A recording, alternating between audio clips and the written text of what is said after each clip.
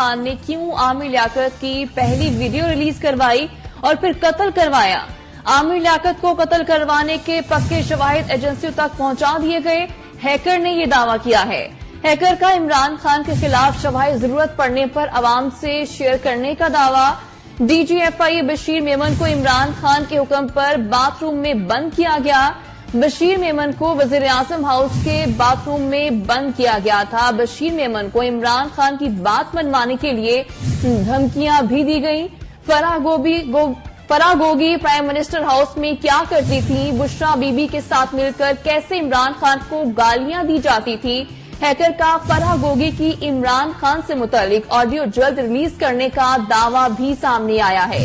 عمران خان نے head of state کو شراب تک کی آفر کی تھی۔ Watch every day Nikki Jigal only on Zigzag News. We make it special.